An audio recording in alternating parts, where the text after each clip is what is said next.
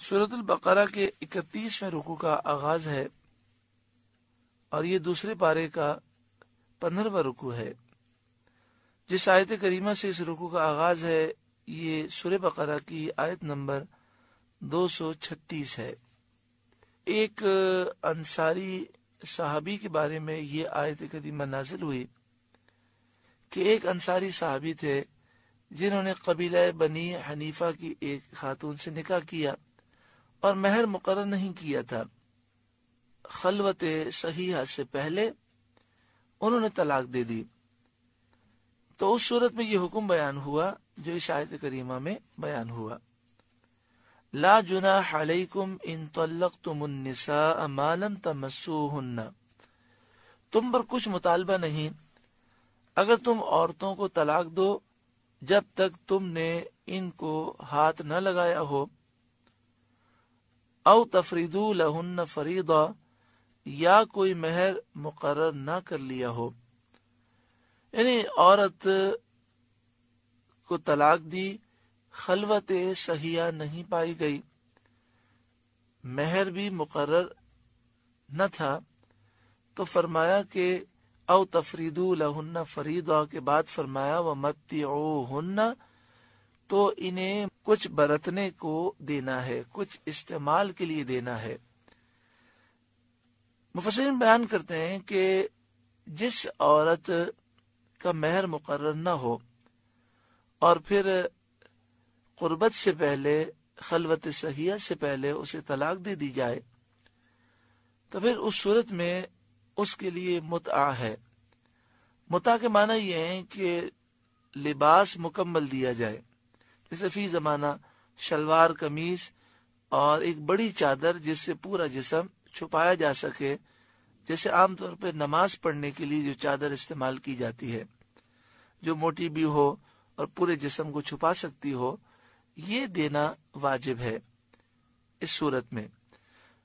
علی الموسع قدرہ وعلی المقتر قدرہ، جو طاقت رکھتے ہیں، مالدار ہیں، ان پر ان کی طاقت کے مطابق لازم ہے، اور جو تنگ دست ہیں ان پر ان کی طاقت کے مطابق، یعنی شوہر اگر مالدار ہے تو اس حساب سے اسے کپڑے کے جوڑے اعلیٰ دینے ہوں گے، کوئی غریب ہے تو اس حساب سے ادنا دینے ہوں گے، اور کوئی درمیانی حیثیت رکھتا ہے تو اسے درمیانے دینے ہوں گے۔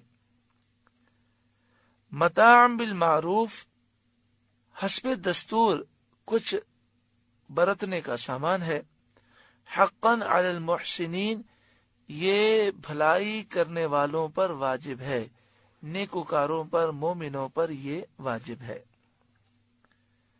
وَإِن طَلَّقْتُمُوهُنَّ مِن قَبْلِ أَن تَمَسُّوهُنَّ، اور اگر تم نے عورتوں کو بے چھوئے طلاق دے دی، وَقَدْ فَرَضْتُمْ لَهُنَّ فَرِيضَةً، اور ان کے لیے کچھ مہر مقرر کر چکے تھے۔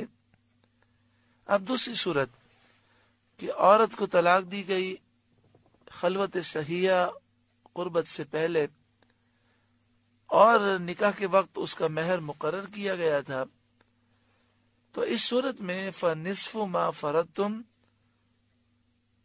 جو مقرر کیا تھا اس کا آدھا واجب ہے، نصف مہر دینا ہوگا۔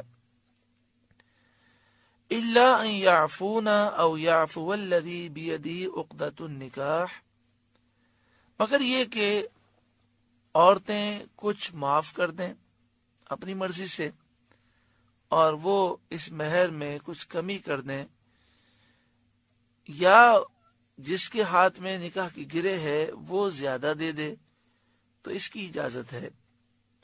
یعنی مہر جو مقرر ہوا، اب طلاق ہوئی خلوت صحیحہ اور قربت سے پہلے، تو اس صورت کے اندر آدھا مہر دینا ہے، عورت چاہے تو اس آدھے میں بھی کمی کر سکتی ہے، اور شوہر چاہے تو وہ زیادہ بھی دے سکتا ہے۔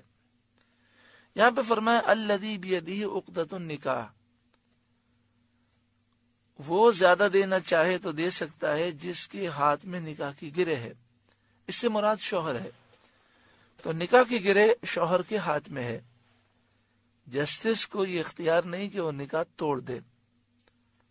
جیسے ہمارے یہاں پر جب لڑائیاں ہوتی ہیں تو کورٹ میں خلا کا کیس کرتے ہیں. اب خلا کا اختیار جو ہے وہ شوہر کو ہے، لیکن شوہر آتا نہیں ہے، اور 3 دفعہ جب بلایا جائے اور وہ نہ آئے تو جج جسٹس خود ہی خلا دے دیتا ہے. اس سے خلا واقع نہیں ہوتی.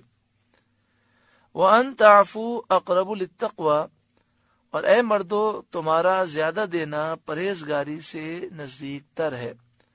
یعنی مردوں کو چاہیے کہ جو دینا ان پر واجب ہے اس سے زائد دیں، یہ پرہیزگاری کے زیادہ قریب ہے. یہ مسئلہ بھی یاد رکھیں کہ جب بھی طلاق ہو تو جو مہر وغیرہ دینا واجب ہوتا ہے، جیسے مہر اگر مقرر ہے اور طلاق ہو جائے قربت کے بعد تو جو مقرر ہے وہ مہر دینا لازم ہے، اور اگر قربت سے پہلے اور خلوت صحیحہ سے پہلے طلاق ہو تو آدھا دینا لازم ہے. یا کوئی مہر مقرر نہ ہوا اور طلاق ہو گئی قربت اور خلوت صحیحہ سے پہلے تو ایک کپڑے کا جوڑا دینا ہے. یہ ساری چیزیں جو مقرر کی گئیں اس سے زائد دینا یہ افضل ہے. اور جب ایسا معاملہ ہو جائے، طلاق ہو جائے، تو پھر اس معاملے میں اس بات کو یاد رکھنا چاہیے کہ طلاق کے بعد جو دونوں خاندانوں میں نفرتیں ہوتی ہیں اس کو ختم کیا جائے اور معاملات کو ختم کیا جائے، کیونکہ مسلمانوں کا آپس میں نفرت رکھنا، غیبت کرنا، چغلی کرنا یہ سب حرام ہے. ہمیں اللہ کی رضا پر راضی رہنا چاہیے اور یہ سوچنا چاہیے کہ معاملات ہمارے ایک ساتھ نہ چل سکے، اس میں کوئی حکمت ہوگی، اور جو ناچاکیاں ہوئیں اس سے درگزر کیا جائے.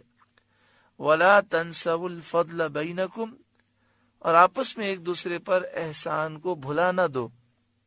عورت کی طرف سے بھی چاہیے کہ وہ جب جدا ہونے لگے تو اس بات کو یاد رکھے کہ اس رشتے میں جو آپس میں لین دین ہوا اور جو محبتیں رہیں ان کو یاد کرے، نہ کہ ان باتوں کو جو سخت کلام یا سخت باتیں واقع ہوئیں. اسی طرح مرد کو بھی چاہیے کہ جو اچھی باتیں ہیں اسے یاد رکھے. اور وَلَا تَنْسَوُا الْفَضْلَ بَيْنَكُمْ کے تحت مفسرین نے فرمایا کہ جب جدائی ہو تو کچھ نہ کچھ تحفہ ضرور دو، احسان کرو. اس معاملات کو یہیں پر ختم کر دیا جائے، ان تمام معاملات کو. اور جب کبھی کوئی ذکر بھی کرے کہ فلاں نے ایسا کیا تو کہا جائے کہ ہم ان معاملات کو ختم کر چکے. کسی بزرگ سے کسی نے کہا کہ معلوم ہوا ہے کہ آپ اپنی زوجہ کو طلاق دینے کا ارادہ رکھتے ہیں، تو ہمیں بتائیے کہ اس کی وجہ کیا ہے. تو آپ نے فرمایا کہ وہ میری زوجہ ہے اور اپنی زوجہ کی باتیں دوسرے سے کرنا یہ بے شرمی ہے، اور میں بے شرمی سے اپنے آپ کو دور رکھتا ہوں. پھر انہوں نے طلاق دے دی، ان کی زوجہ نے عدت گزار لی، اب سارے معاملات ختم ہو گئے. تو وہی صاحب آئے اور بزرگ سے کہنے لگے کہ اب تو دیکھیں وہ آپ کی زوجہ نہ رہیں، وہ غیر عورت ہو گئیں، تو اب تو بتائیں کہ معاملہ کیا تھا، کیوں طلاق دی. تو آپ نے فرمایا دیکھو وہ اب غیر عورت ہے، اور غیر عورت کی باتیں کرنا یہ بے شرمی کی باتیں ہیں، میں اپنے آپ کو اس سے دور رکھتا ہوں. یعنی دونوں صورتوں میں آپ نے ایک مسلمان عورت کے عیب بیان کرنے سے اجتناب کیا. ان اللہ بما تعملون بصیر، بے شک اللہ تمہارے کام دیکھ رہا ہے.